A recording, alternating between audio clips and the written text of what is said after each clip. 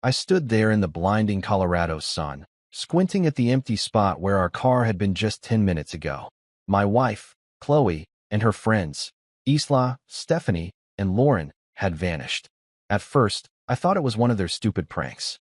They were always doing stuff like this, pushing boundaries, testing how much I'd take before I snapped.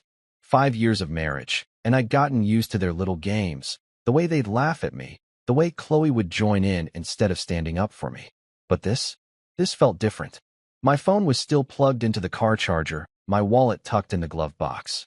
All I had was the faded t-shirt and jeans I was wearing, and a growing pit in my stomach as the minutes ticked by. We'd been on this road trip to Stephanie's lake house for 3 days now, and I'd been miserable the whole time. Chloe had begged me to come, said it'd be a chance to bond with her crew. I wasn't big on the idea.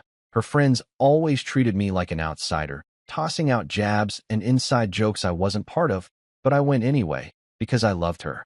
Or at least, I thought I did. The gas station was in the middle of nowhere, just a dusty little stop off the highway with a flickering sign and a single pump. I'd gone inside to use the bathroom, figuring they'd wait. They always waited. Except this time, they didn't. An hour passed. I paced the cracked pavement, kicking pebbles, telling myself they'd come back any second, tires crunching gravel, Chloe's voice calling out, "Gotcha." But the road stayed quiet. 2 hours in, sweat was dripping down my neck, and my throat was dry. I kept replaying the last few days in my head. The way Stephanie smirked when she accidentally spilled coffee on my lap. How Lauren whispered something to Chloe that made her giggle while glancing at me. How Isla just watched it all with that smug little grin. I should have seen it coming. They'd been building up to something, and I'd been too dumb to notice.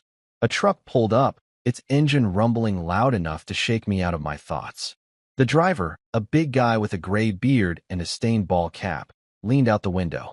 "You okay, buddy?" Been standing there a while. His voice was rough but kind, and it hit me like a punch. I wasn't okay. They weren't coming back.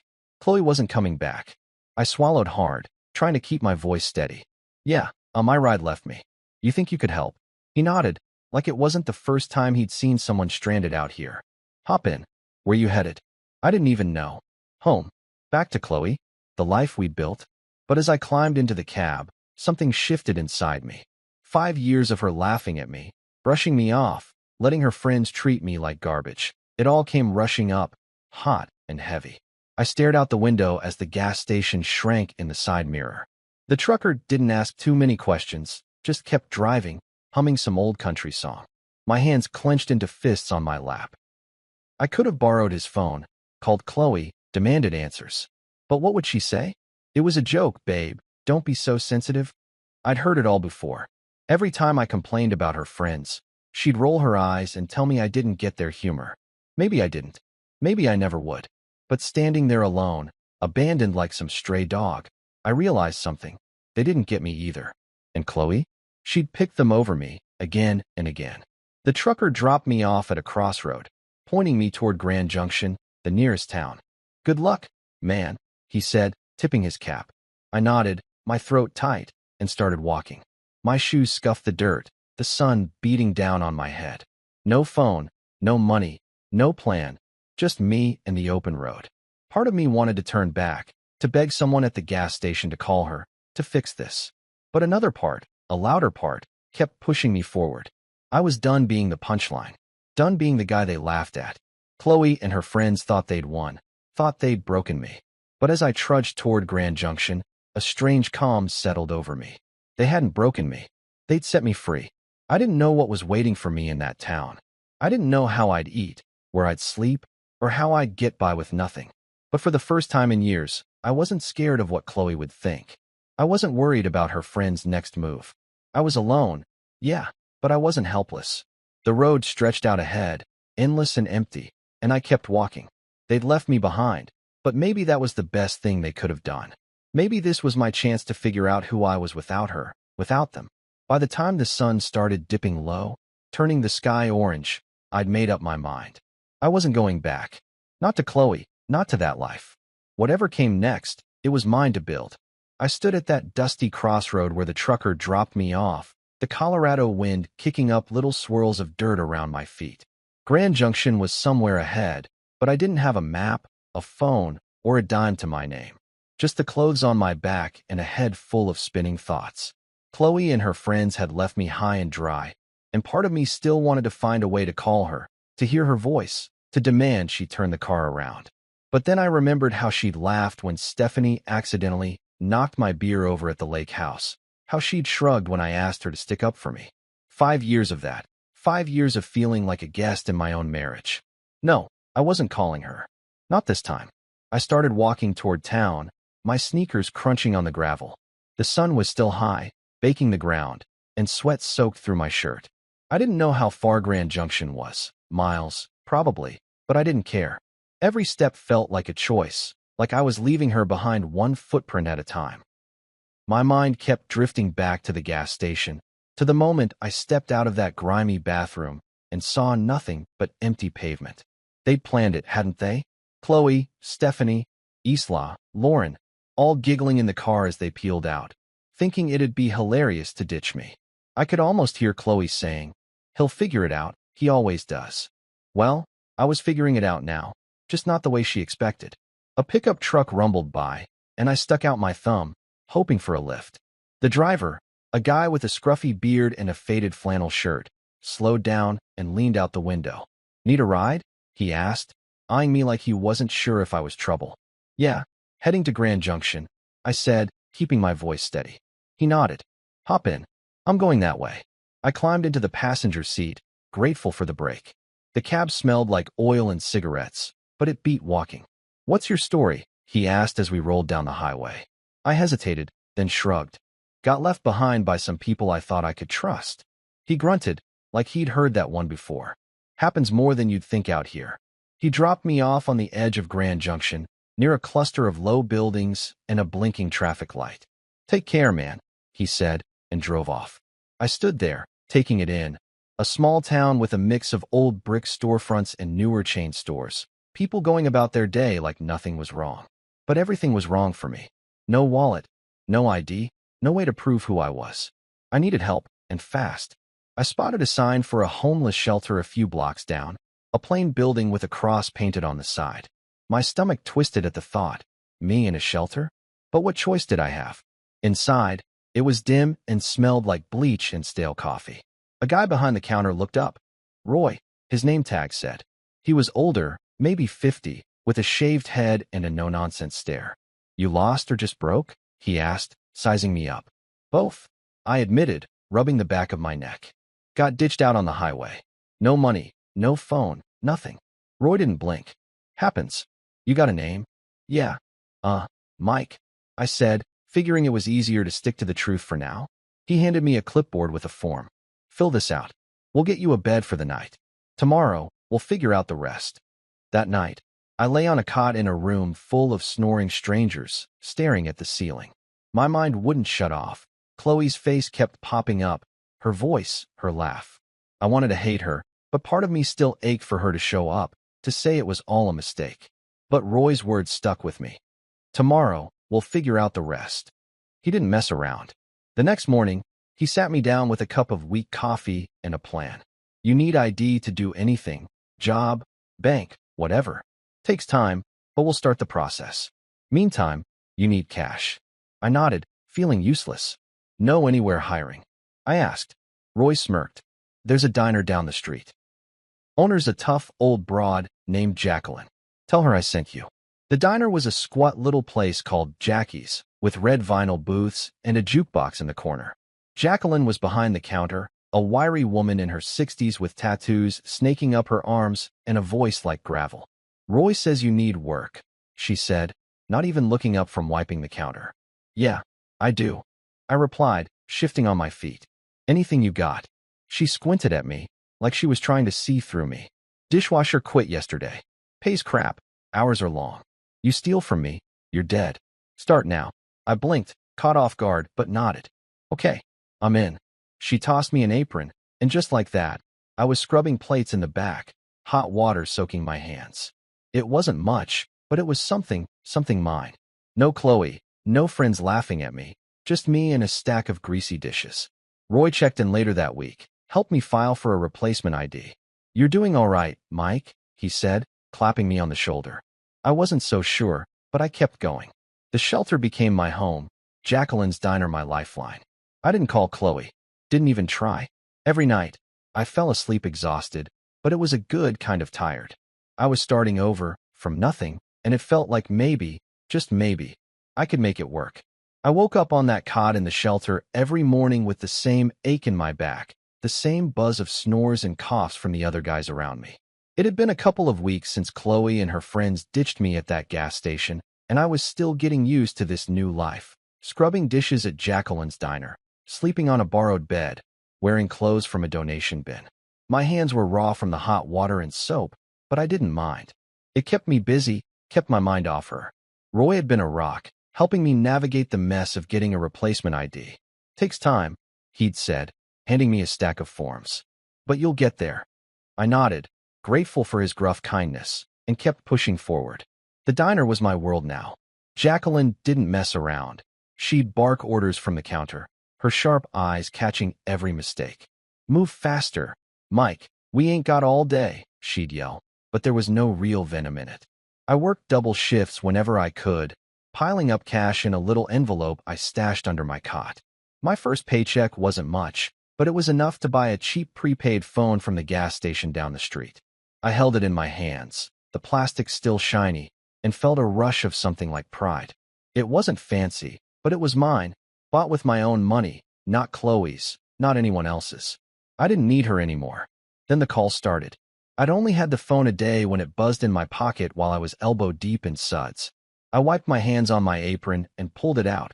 Chloe's number flashed on the screen. My stomach dropped. I let it ring, watching it like it might bite me, until it went to voicemail. A minute later, the notification popped up. I shouldn't have listened, but I did. Her voice came through, soft and shaky, like she'd been practicing what to say. Mike, where are you? We waited for you. It was just a joke. We're so worried. Please call me back. I stood there, staring at the sink, the water still running. Worried? They'd left me in the middle of nowhere with nothing. If they'd waited, they'd have come back by now. The phone buzzed again, Stephanie this time. I hit play on her voicemail, and her tone was totally different, all smug and casual. Come on, dude. You have to admit, it was hilarious. Call us back, all right. Hilarious. I clenched the phone so hard my knuckles went white. That's what I was to them. A punchline. A story to laugh about over drinks at the lake house. More calls came after that. A flood of them. Chloe again. Then Lauren. Then Stephanie, piling up with texts and voicemails. We miss you. Where'd you go? This isn't funny anymore. I scrolled through them all, my chest tight, my head spinning. Chloe's words kept echoing. Fake concern, fake tears. She didn't care. None of them did. I sat on my cot that night, the shelter quiet except for the creak of springs and the hum of the heater.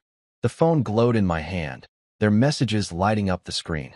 I listened to Chloe's first one again, then Stephanie's, then one from Lauren that was just her giggling before it cut off. My thumb hovered over the call button. Part of me wanted to dial Chloe, to scream at her, to ask why she'd done this. But what would it change? She'd just laugh it off, or cry and make me feel guilty, like she always did. I'd spent years swallowing their crap, smiling through it because I thought that's what a good husband did. Not anymore. I went through the list. Chloe, Stephanie, Isla, Lauren, and blocked every single one. My fingers shook a little as I did it, but once it was done, the phone went silent. No more buzzing, no more lies. I leaned back against the wall, letting out a breath I didn't know I'd been holding. It felt like cutting a rope I'd been tangled in for years. They couldn't reach me now. They didn't get to decide how this ended. I did. The next day, I went back to the diner like nothing had happened, plunging my hands into the dishwater, letting the heat burn away the last of their voices in my head. Jacqueline noticed something was off, though. You're quiet today, she said, tossing me a rag to wipe down the counter. Trouble. I shrugged, not wanting to get into it. Just sorting some stuff out. She snorted. Long as it don't mess with my kitchen, sort of way. I smirked at that. She didn't care about my drama, just the job. It was refreshing. Roy checked in later, handing me a paper with a case number for my ID. Coming along, he said. You holding up? I nodded. Yeah, better than I thought. He clapped me on the shoulder and left me to it. By the end of the week, I'd saved enough to buy a second-hand jacket from the shelter's donation pile. Nothing fancy, but it kept the chill off. I walked back to my cot each night, The prepaid phone silent in my pocket, and felt lighter. Chloe and her friends were gone, cut out like a bad habit. I didn't need their apologies or their excuses. I had work, a bed, a plan, small things, but they were mine. The ache was still there, sure, the sting of betrayal, but it was fading. Every dish I scrubbed, every dollar I tucked away, I was building something new, something they couldn't touch. And for the first time in a long time, I fell asleep without dreaming of her. I'd been at the diner for months now, and things were starting to feel steady. Not perfect, but steady. The shelter was still my home, but I'd saved enough to move into a tiny studio above a laundromat in Grand Junction. It wasn't much, just a single room with a lumpy mattress, a hot plate, and a bathroom so small I could barely turn around in it. But it was mine. No more cots, no more snoring strangers, just a key in my pocket and a door I could lock. Jacqueline had seen me busting my tail at the diner and bumped me up to prep cook, which meant more hours and a little more cash. I'd chop onions and peel potatoes in the back, the rhythm of the knife keeping my hands busy and my mind quiet. It was hard work, but it felt good, like I was earning something real. The nights were still tough, though. I'd lie on that creaky mattress, staring at the water stains on the ceiling, and Chloe would creep into my head. I'd see her smile, hear her laugh, not the mean one she used with her friends, but the soft one she'd give me back when things were good, back before I became her punching bag. I'd wonder what she was doing, if she missed me, if she even cared. The loneliness hit hard sometimes, a cold weight in my chest that wouldn't go away.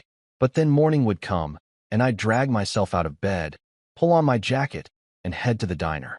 No fear of her judgment, no cruel jabs from her friends, just me, free to breathe, free to be. One night, after a long shift, I was messing around with my prepaid phone, bored and restless. I kept it simple, no contacts, no ties to the past, but curiosity got the better of me. I made a fake social media account, just a random name and no picture, and looked her up. Chloe's profile popped up, still public, still full of her perfect little life. There were pictures from the lake house trip, her and Stephanie posing by the water, Isla grinning with a drink in her hand. Then I saw it, a post about me. It was a photo of us from years ago, smiling at some picnic, and her caption hit me like a slap. Missing my love. I pray he finds his way back to me. I stared at it, my thumb frozen on the screen. Missing me? She hadn't even gone back for me. She'd driven off and left me to rot. I almost laughed, right there in that dingy apartment, the sound bouncing off the bare walls. It was so fake, so Chloe, turning herself into the victim, like I'd wandered off on my own instead of being abandoned. I scrolled through the comments, Stephanie saying, "He'll turn up, don't worry." Lauren chiming in with, "Sending you hugs." And my stomach turned. They were all in on it, playing this game like I was the bad guy. I clicked off the phone and tossed it onto the mattress, running my hands through my hair. She hadn't changed. None of them had. But I had. I wasn't the guy in that picnic photo anymore, the one who'd grin and take it while they tore me down. I was someone else now, someone they didn't know. The next day at the diner, I was quieter than usual, still chewing on what I'd seen. Jacqueline noticed, of course, she always did. "You look like someone kicked your dog," she said, sliding a plate of fries my way during a slow moment. I shrugged, picking at the food. "Just thinking too much." She raised an eyebrow, her tattooed arms crossed. "About what? That ex of yours?" I froze, surprised she'd guessed it. I'd never told her the whole story, just bits and pieces. "Yeah," I admitted. "Saw something online. She's acting like she's the one who got hurt." Jacqueline snorted, loud and sharp. "Sounds like a real piece of work. Good riddance, kid." I nodded, managing a small smile. She was right. Good riddance. Work kept me grounded. I'd dice vegetables, flip burgers when the cook needed a hand, wipe down counters, anything to keep moving. The diner had its regulars, folks who'd nod at me or leave a couple bucks on the table, and that felt good, like I was part of something. My hands were calloused now, my arms stronger from hauling crates and scrubbing pans. I'd catch my reflection in the diner's glass doors sometimes, tired eyes, messy hair, but a guy who was making it, one day at a time. Chloe's post faded from my mind, replaced by the clatter of plates and Jacqueline's gruff voice calling out orders. I stopped checking her social media after that. Didn't need to. Whatever she was saying, whatever story she was spinning, it didn't matter. I had my studio, my job, my life, Small, sure, but growing.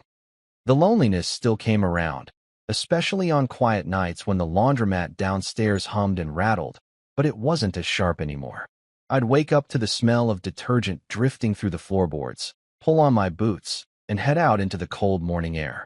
No one was waiting to mock me. No one was rolling their eyes at my every word. I could just be Mike, plain, simple Mike, and that was enough.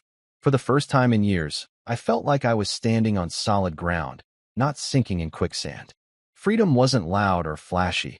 It was this, my key, my paycheck, my choice. And I wasn't giving it back. I'd been living above the laundromat for a while now, settling into a routine that felt like mine. Work at the diner, save my cash, sleep in my own space. The days blended together, but they were good days, steady ones. Then she walked in, Sienna. She started coming to Jacqueline's diner twice a week, always in the same booth by the window, always with a stack of textbooks and a pen in her hand. She was a med student, I figured, from the way she'd mutter medical terms under her breath while scribbling notes. Her order never changed: Denver omelet, no tomatoes, extra coffee, and she'd barely look up when I brought it over. I'd watch her sometimes, amused at how she'd get so lost in her studying that her fork would hover halfway to her mouth for a full minute before she noticed. I don't know why I started messing with her. Maybe I was bored. Maybe I just wanted to see if she'd crack a smile. I'd swap out my name tag with random names I'd make up, Bob one day, Steve the next, Carl after that, just to see if she'd catch it. She didn't at first, too buried in her books, but one morning, I walked over with Rusty pinned to my shirt, and she finally looked up. Her eyes narrowed, flicking to the tag, then back to my face. "Your name tag is wrong," she said, her voice quiet but firm, like she was diagnosing me.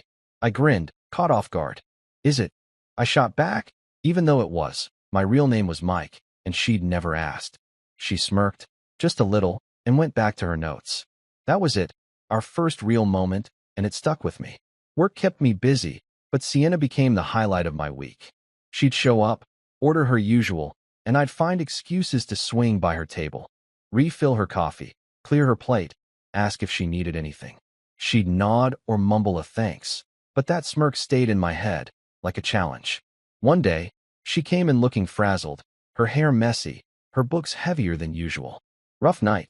I asked, setting her coffee down. She sighed, rubbing her eyes. "Exams. I haven't slept in 2 days." I nodded, not pushing it, but I slipped an extra hash brown onto her plate when she wasn't looking. She noticed, glanced up at me, and said, "You're sneaky." I just shrugged. "Gotta keep you awake somehow." Our first date wasn't even planned. She came in one evening, all dressed up, jeans and a nice top, not her usual sweatshirt, and told me her friends had bailed on a reservation at some fancy pizza place across town. "I'm not wasting it," she said, half to herself, then looked at me. "You free?" I was wiping down the counter, my shift almost over, and Jacqueline was in earshot. "Go on, kid," she barked, waving me off. "You're no use to me moping around." So I went. We split a pepperoni pizza and a pitcher of soda, and she laughed, really laughed, when I told her about the name tag thing. "I knew it wasn't Rusty," she said, her eyes bright. "You're not that old." We talked all night, about her med school stress, my diner gig, dumb stuff like favorite movies. It was easy, natural, like we'd known each other forever. 6 months later, she moved into my little studio. It was cramped. Her books took up half the space, and we'd trip over each other making dinner on that tiny hot plate, but I didn't care. She'd study late, her lamp glowing while I slept, and I'd wake up to her muttering anatomy terms in her sleep. It was weirdly comforting.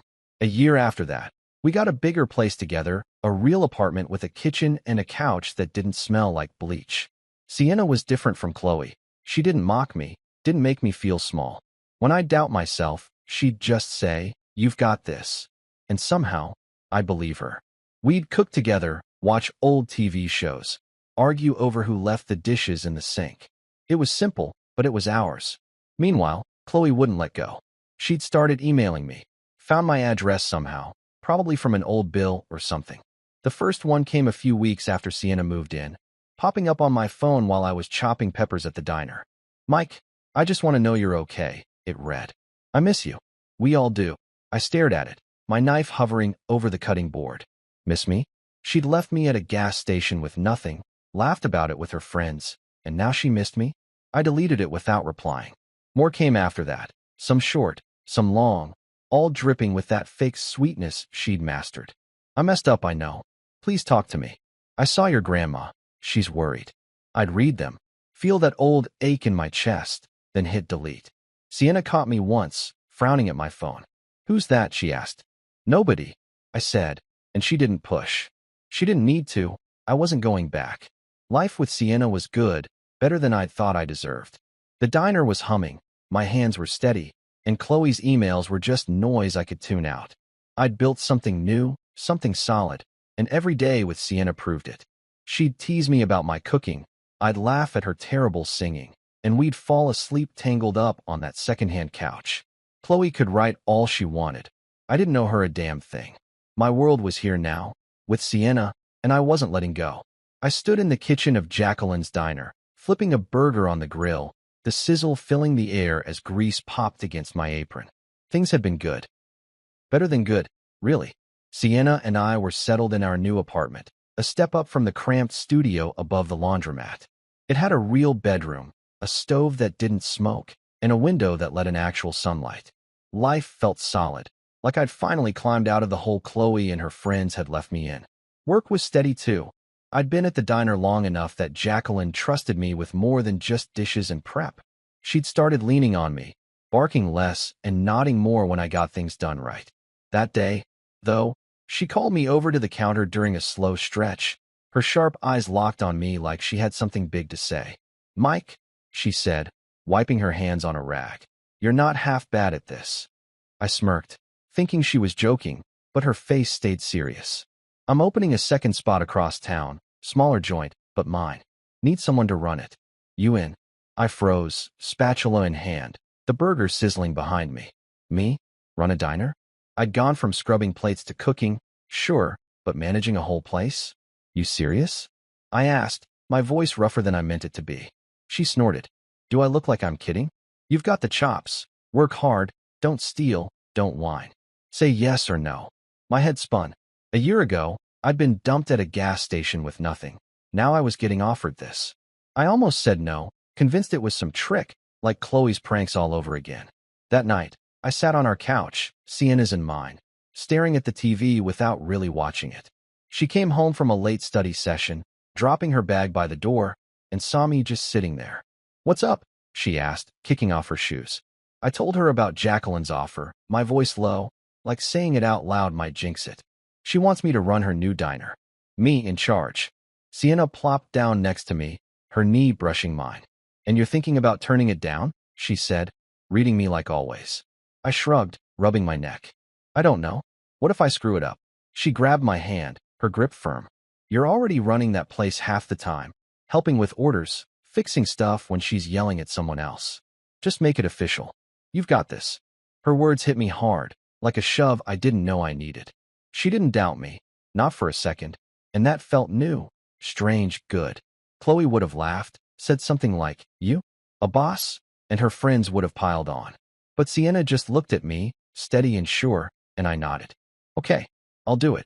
She smiled, that small one I loved, and leaned her head on my shoulder. Good. Now stop moping. We've got dishes to do. I laughed, the weight lifting a little, and we washed plates together, her humming some off-key song while I splashed water at her. The next day, I told Jacqueline yes. She grunted, like she'd expected it, and handed me a set of keys. Don't burn it down, she said, then went back to counting cash. The new diner was a hole-in-the-wall spot. 10 tables, a counter, a kitchen barely big enough for two, but it was mine to run. I started the next week, setting up schedules, ordering supplies, cooking when the line got slammed. It was chaos at first, waitresses forgetting orders, me burning a batch of fries, but I figured it out. Sienna was right. I'd been doing this stuff already, just without the title. The place started humming, regulars trickling in, and Jacqueline even stopped by once, nodding like she approved. Not bad, kid, she said, and I felt taller than I had in years. Then Chloe's email came. I was at the new diner, checking inventory on my phone, when it popped up. Mike, your grandmother's been asking about you. Please let us know you're alive. My gut twisted. Grandma. She'd always been sweet, sending me cards even after I married Chloe. But Chloe bringing her up now? It was a cheap shot, a hook to reel me back in. I pictured her typing it, fake tears in her eyes, trying to guilt me like always. I deleted it, my thumb slamming the screen harder than it needed to. She didn't get to use grandma against me, not after what she'd done. I hadn't called home in a while, sure, but I'd fixed that myself, not through her.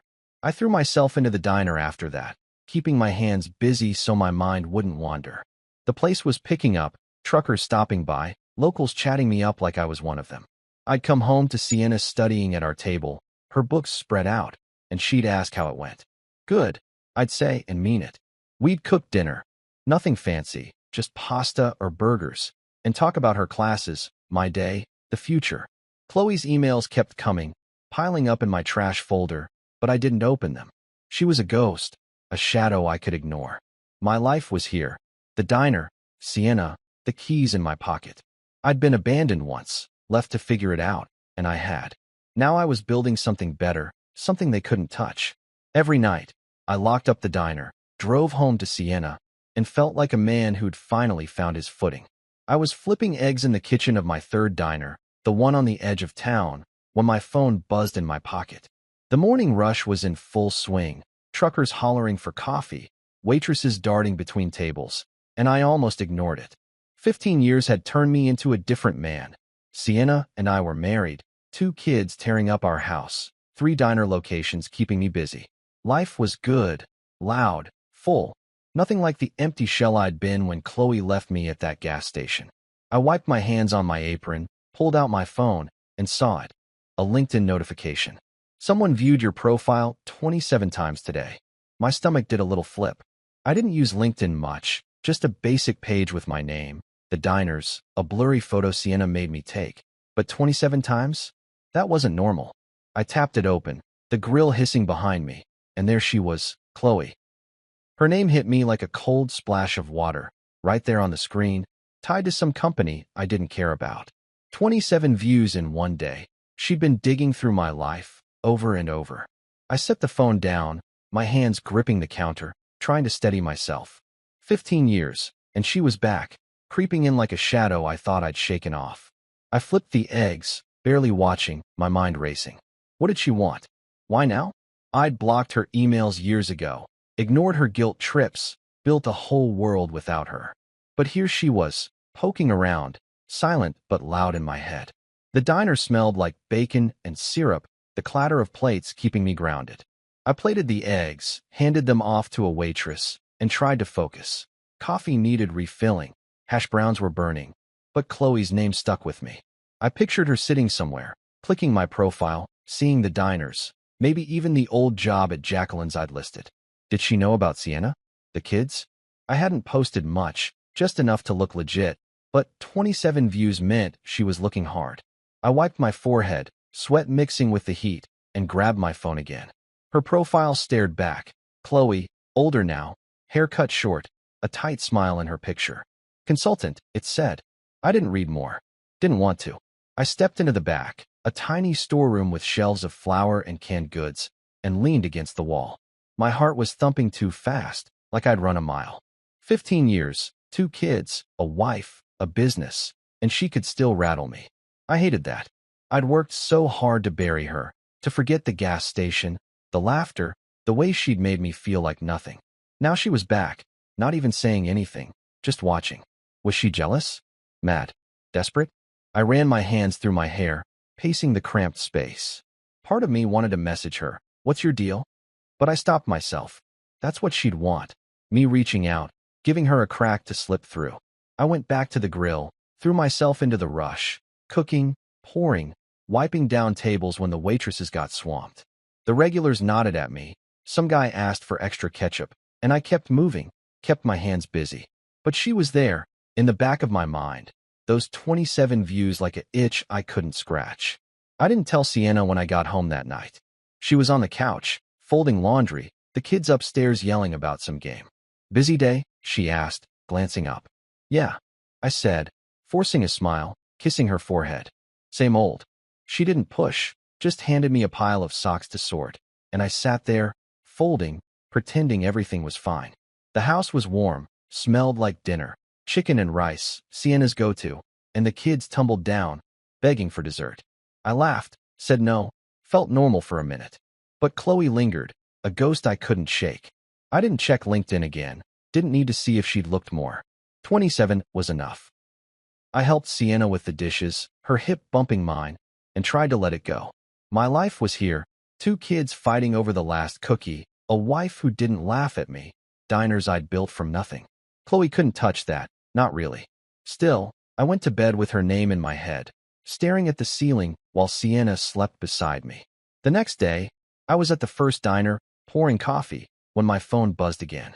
I didn't look, just shoved it deeper in my pocket. If it was her, I didn't want to know. I'd spent years locking her out, and now she was knocking, quiet but steady. I focused on the work, grill, counter, cash register, kept my hands moving, my voice steady. She was out there, somewhere, but I was here, standing tall. Whatever she wanted, whatever game she was playing, I wasn't biting. Not yet. Not ever, if I could help it. I was wiping down the counter at the original diner, the one Jacqueline first hired me for, when the door jingled and they walked in, Chloe, Stephanie, and Isla. It was 3 days after those LinkedIn alerts, and I'd been on edge, half expecting something like this. The breakfast rush had just died down, leaving a handful of regulars sipping coffee, the air thick with grease and burnt toast. I saw them before they saw me. Chloe's short hair catching the light, Stephanie's swagger still there. Isla hunched like she wanted to disappear. My gut twisted, hands freezing on the rack. 15 years since they'd ditched me at that gas station, and now they were here, in my diner, my turf. I didn't move, just watched them pick a booth by the window and sit, their voices low but familiar. I could have stayed back, let the waitress handle it, but something pulled me out there. Maybe anger, maybe just needing to see it through. I grabbed a pot of coffee, more for something to hold than anything else, and walked over. Chloe spotted me first, her eyes going wide, her mouth dropping open. "Oh my God, it's you," she said, her voice shaky, like she hadn't rehearsed it. Stephanie leaned back, smirking like always. "Hey, look at you, big shot." Isla glanced up, then down fast, her hands fidgeting with the menu. I stood there, coffee pot in hand, looking at them. Older, worn, desperate in a way I didn't expect. "What do you want?" I asked, keeping it short, my voice harder than I felt. Chloe shifted, leaning forward, her fingers twisting together. "Mike, can we talk? Please." I didn't sit, didn't soften. "I'm working." "Talk." She swallowed, glancing at Stephanie for backup, then started. We need your help."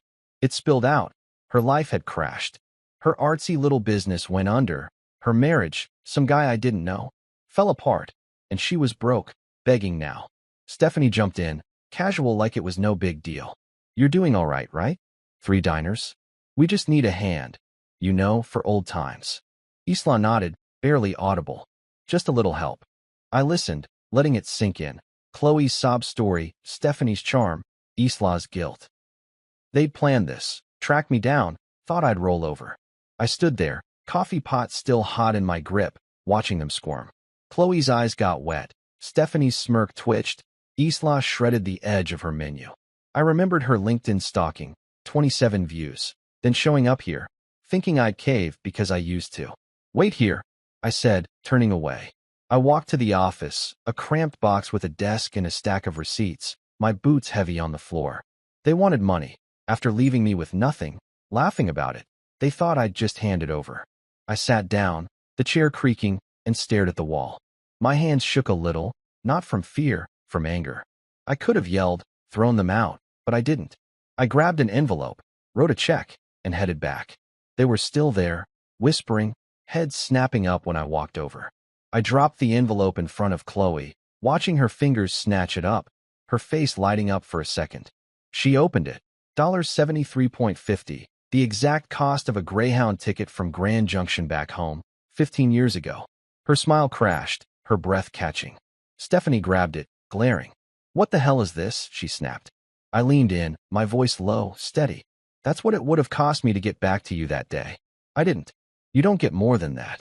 Chloe's mouth opened, no sound coming out. Stephanie shoved the check at me. "You're a jerk, Mike. After everything." I cut her off. "After everything? You left me. You laughed. This is me being generous." Isla flinched, her hands balling up, but she didn't speak. I straightened, looking at them. Chloe pale, Stephanie fuming, Isla shrinking. "It's time to leave," I said, loud enough for the diner to hear. "Don't come back." I turned, walked to the counter, my heart pounding but my steps sure. The waitress hovered, unsure, but I waved her off. "They're done," I said, grabbing a rag to wipe my hands.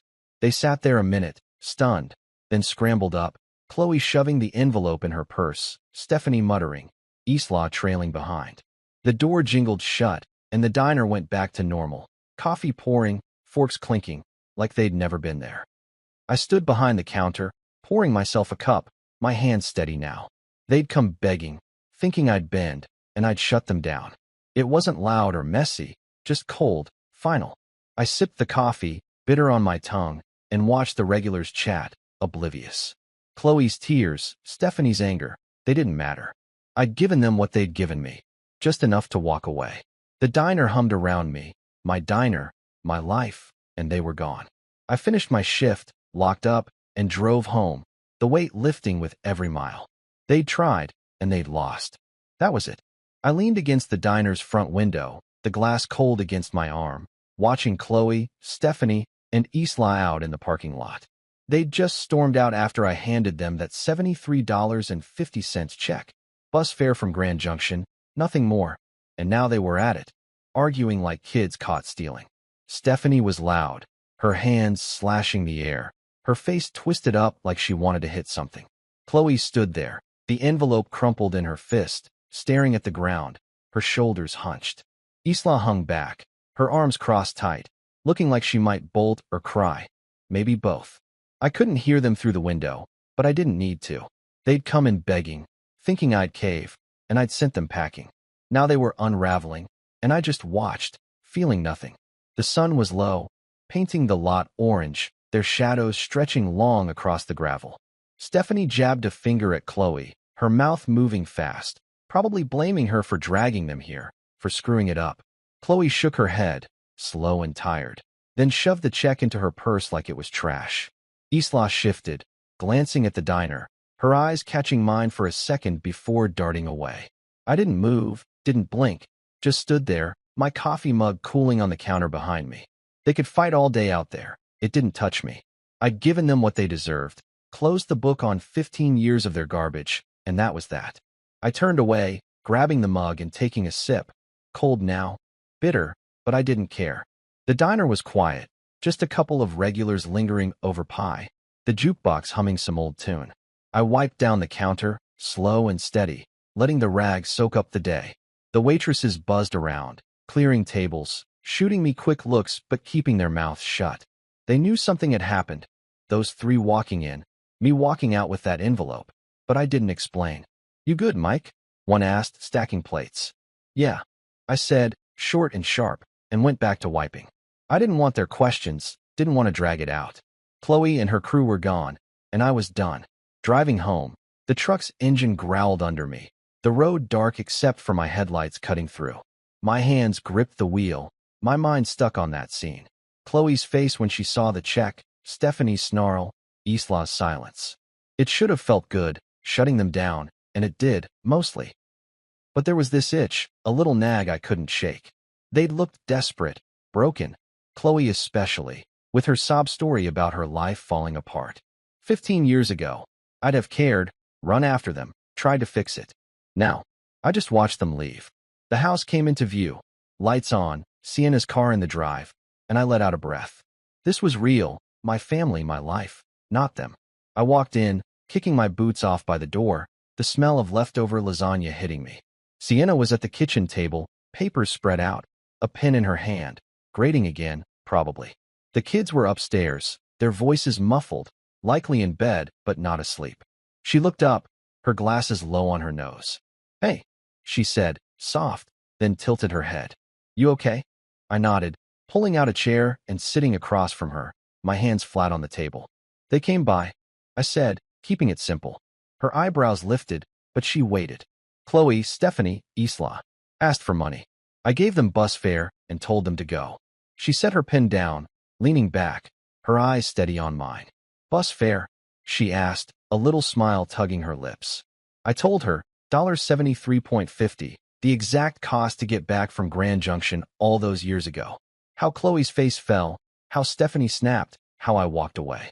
Sienna listened, her hand resting on the table, calm like always. When I finished, she reached over, her fingers brushing mine. They can't take anything from you that you don't give them, she said, her voice firm, quiet. I looked at her, those words sinking in, and nodded. Yeah, I said, my throat tight. She squeezed my hand, then went back to her papers, leaving me sitting there, the weight lifting a little. She didn't need to say more. She got it, got me, and that was enough. We ate leftovers later, just the two of us, the kids finally quiet upstairs. I poked at the lasagna, my head still half in the parking lot, Stephanie yelling, Chloe staring, Isla shrinking. It didn't matter what they said out there, who they blamed. They'd come for a handout, and I'd given them a mirror instead. Sienna didn't ask more, just talked about the kids, our son's math test, our daughter's new obsession with drawing cats. I smiled, nodded, let her pull me back to now. After, we cleaned up, her hip bumping mine at the sink, and I felt steady again. That night, lying in bed, Sienna's breathing slow beside me, I stared at the ceiling.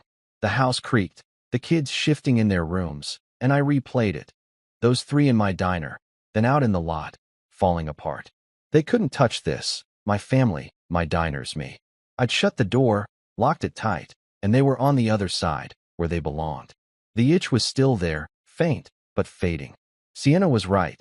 They got nothing I didn't give, and I'd given them the end.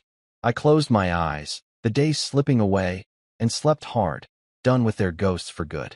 I stood in the kitchen of our house, stirring a pot of chili on the stove, the smell of spices filling the air. It had been weeks since Chloe, Stephanie, and Isla walked into my diner, since I handed them that $73.50 check and watched them argue in the parking lot. I hadn't seen them since, not a call, not an email, not even a whisper on LinkedIn. They were gone, really gone this time, and I felt it, a quiet that settled deep, like a storm finally passing. Life rolled on. Sienna grading papers at the table, the kids chasing each other around the backyard, the diners humming with regulars. It was mine, all of it, and they couldn't touch it. I'd stopped looking over my shoulder, stopped waiting for the next knock. The chili bubbled, steam rising, and I tasted it. Needed more salt, maybe a kick of pepper. Sienna glanced up from her stack of tests, her glasses slipping down her nose. Smells good, she said, smiling that small smile I loved. Better be. I shot back, grinning, and she laughed, soft and easy. The kids burst in from outside, our son waving a muddy stick, our daughter yelling about a bug she'd found. Out, both of you, wash up. I barked, pointing to the sink, and they groaned but obeyed, splashing water everywhere. It was chaos, loud and messy, but it was ours. Chloe's face, those tears she'd tried to sell me, faded a little more every day, replaced by this. Work was good too. I bounced between the three diners, flipping burgers, checking stock, joking with the waitresses. The regulars knew me now. Old Tom with his coffee, the trucker who tipped big, the lady who always asked for extra napkins. They'd nod, say, "Hey, Mike," and I'd nod back, feeling like I belonged. Jacqueline stopped by the first diner one morning. Her tattoos faded, but her glare still sharp. "You didn't screw it up," she said, looking around, then clapped my shoulder and left. High praise from her. I laughed to myself, pouring coffee for a table, and thought about how far I'd come, from a gas station nobody to this. I didn't check on Chloe anymore. No fake social media accounts, no late-night scrolls. I'd done that once, years back, seen her play the grieving widow, but now? I didn't need to know. She was out there, somewhere, living whatever life she'd made after her business tanked, her marriage crumbled. Stephanie and Isla too, maybe still mad, maybe still blaming her. It didn't matter. They'd come begging, and I'd shut the door. That $73.50 check was the last thing I'd ever give them. Just enough to walk away, like they'd left me to do. I didn't feel bad, didn't feel guilty. I felt free. Sienna and I took the kids to the park that weekend, a crisp fall day with leaves crunching under our boots.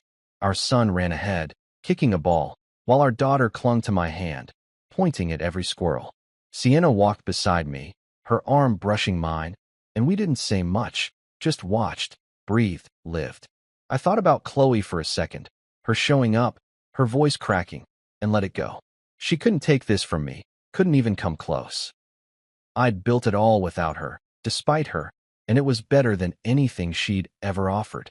You're quiet, Sienna said, nudging me. Just happy, I replied, and she squeezed my hand, knowing I meant it. Back home, we ate the chili, too spicy, the kids complained, but they shoveled it down anyway. I sat at the table, watching them bicker over the last roll, Sienna rolling her eyes at their noise. This was it, the best revenge, if you could call it that. Not some big fight, not rubbing it in their faces, just living well, living real. Chloe wanted me to break, to crawl back, and I hadn't. I'd walked away from that gas station, from her, and kept going. Roy at the shelter, Jacqueline's diner, Sienna's laugh, these kids. Every step was mine, every piece earned. They'd lost, not because I'd beaten them, but because I'd stopped playing their game. The days kept rolling, school runs, diner shifts, quiet nights with Sienna on the couch. I didn't look back, didn't need to. Chloe was a memory, a shadow that couldn't reach me anymore. I'd see her sometimes, in a flash, her smirk, her tears, but it didn't stick. I'd turn the radio up, flip a burger, hug my daughter, and she'd fade. The diners thrived, the kids grew, Sienna and I argued over dumb stuff like whose turn it was to mow the lawn. It was simple, messy, perfect. I'd wake up early, make coffee, stand in our kitchen looking out at the yard, and feel it. Peace, deep and steady. One night, after the kids were in bed, I sat on the porch, a beer in my hand, the air cool against my skin. Sienna came out, wrapped in a blanket, and sat beside me. "What's on your mind?" she asked, her voice soft. I took a sip, staring at the stars. "Nothing," I said, then smiled. "Everything." She leaned her head on my shoulder, and we sat there, quiet, together. Chloe was gone, really gone, and I was here whole. The best revenge wasn't revenge at all. It was this, right now, a life so good I didn't need to prove anything. I'd made it, and that was enough.